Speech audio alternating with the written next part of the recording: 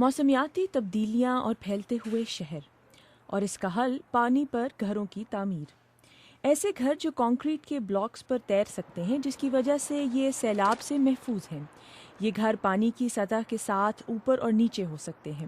اس طرح یہ زمین کی کمی کا مسئلہ بھی حل کر سکتے ہیں۔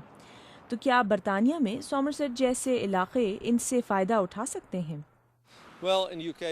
ہم پہلے ہی برطانیہ میں اس مکان کا جائزہ لے رہے ہیں، لیکن یہ فلوٹنگ یعنی تیرنے والے اور ایمفیبیس یعنی وہ مکانات جو زمین پر بنائے جائیں لیکن سیلاب کی صورت میں تیرنے لگیں گے۔ یہاں حکومت سیلاب سے بچاؤ کا نظام بنا رہی ہے۔ 2.3 ارب یورو کی مالیت سے بننے والا یہ نظام انتہائی متنازع ہو چکا ہے، کیونکہ لوگوں کو اس علاقے سے منتقل کیا جائے گا۔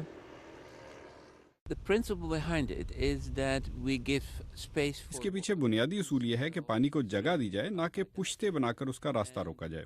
جو نظام پانی کو راستے دیتے ہیں وہ پشتوں کے نظام سے زیادہ لچکدار اور کارآمد ہوتے ہیں۔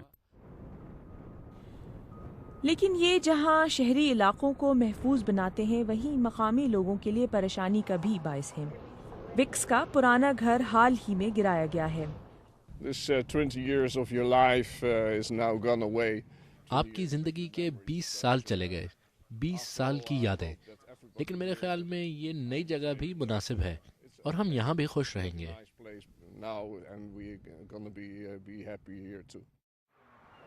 اور یہاں نیدرلینڈز میں یہ اپنی طرز کے پہلے مکانات ہیں۔ مینڈک کی طرح کے مکان جو خشکی اور پانی دونوں میں بچ سکتے ہیں۔ ان پر عام مکانات سے 20% زیادہ لاگت آتی ہے، لیکن نیدرلینڈز کا تجربہ یہ ہے کہ سیلاب سے پہلے کی منصوبہ بندی سیلاب کے بعد کے نقصانات کی لاگت سے کم ہے۔